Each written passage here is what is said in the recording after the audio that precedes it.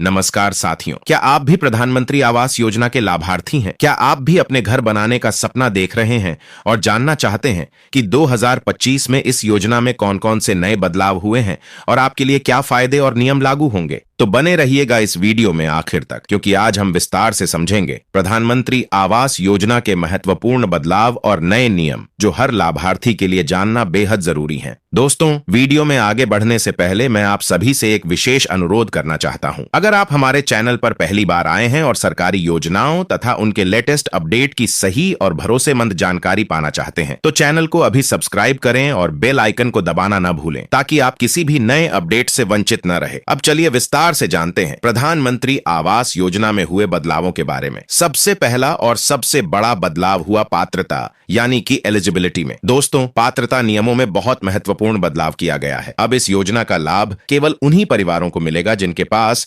स्वयं का पक्का घर नहीं है। पहले कुछ लोग 2 या 2 से अधिक जगह आवेदन कर लेते थे, जिससे योजना का लाभ उन लोगों को मिल रहा था जो वास्तव में इसके हकदार नहीं थे। अब डुप्लीकेट आवेदन पूरी तरह से रोके गए हैं।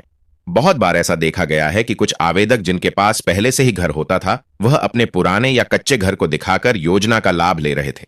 ऐसे लोगों को अब पहचान लिया गया है और योजना का लाभ उन्हें नहीं मिलेगा। इसलिए दोस्तों, अब केवल वही परिवार योजना का लाभ प्राप्त कर पाएंगे जिनकी पात्रता सही है और जिनके पास स्वयं का पक्का घर नहीं है। दूसरा बड़ा बदलाव हुआ आय सीमा में। दोस्तों, आय का मानक अब ग्रामीण और शहरी क्षेत्रों के लिए अलग अलग निर्धारित किया गया है। इसका मतलब यह है कि अगर आपका वार्षिक आय निर्धारित सीमा से अधिक है तो आप योजना का लाभ प्राप्त नहीं कर पाएंगे। ग्रामीण क्षेत्रों में जिनका वार्षिक आय 3 लाख से कम है, वही इस योजना का लाभ उठा पाएंगे। वहीं शहरी क्षेत्रों में ईडब्ल्यूएस और एलआईजी श्रेणी के लिए आय सीमा को नए सिरे से तय किया गया है। इस बदलाव से यह सुनिश्चित होगा कि लाभ केवल उन्हीं परिवारों को मिले जिनके लिए योजना बनाई गई है। तीसरा महत्वपूर्ण बदलाव ऑनलाइन आवेदन प्रक्रिया में हुआ है। अब आवेदन प्रक्रिया लगभग पूरी तरह ऑनलाइन कर दी गई है। पहले पंचायत या ब्लॉक स्तर पर फॉर्म भरने की सुविधा थी, लेकिन अब आवेदन केवल पीएमएवाई की आधिकारिक वेबसाइट या नए मोबाइल ऐप के माध्यम से किया जा सकता है। यह कदम पारदर्शिता बढ़ाने और फर्जीवाड़े को रोकने के लिए उठाया गया है। अब कोई भी आवेदन केवल वैध और पात्र लाभार्थी द्वारा ही किया जा सकेगा। चौथा बड़ा बदलाव हुआ सब्सिडी में। अब क्रेडिट लिंक्ड सब्सिडी केवल पहली बार घर खरीदने वालों को ही मिलेगा। अगर आपने पहले किसी सरकारी योजना का लाभ लिया है तो इस योजना में सब्सिडी का लाभ नहीं मिलेगा। साथ ही ब्याज दर और सब्सिडी की सीमा में भी संशोधन किया गया है। यह बदलाव विशेष रूप से शहरी क्षेत्रों के लिए लागू है और इससे योजना का लाभ वास्तविक लाभार्थियों तक सीधे पहुंचेगा। पांचवां और सबसे अहम बदलाव हुआ आधार और बैंक वेरिफिकेशन में। अब हर आवेदक का आधार कार्ड और बैंक अकाउंट लिंक होना अनिवार्य है। इसके बिना कोई भी किस्त जारी नहीं की जाएगी। बैंक अकाउंट में ई-केवाईसी होना चाहिए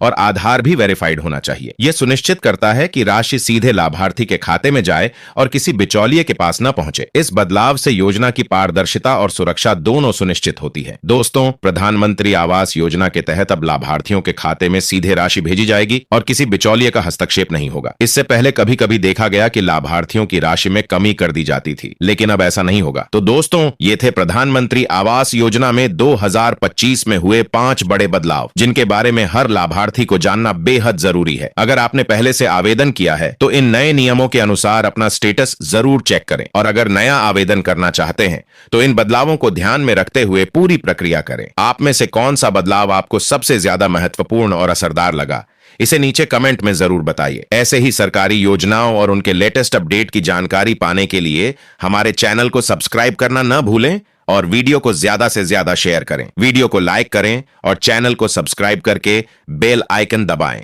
ताकि आपको हर नई जानकारी सीधे मिलती रहे। मिलते हैं अगले वीडियो में, तब तक के लिए धन्यवाद।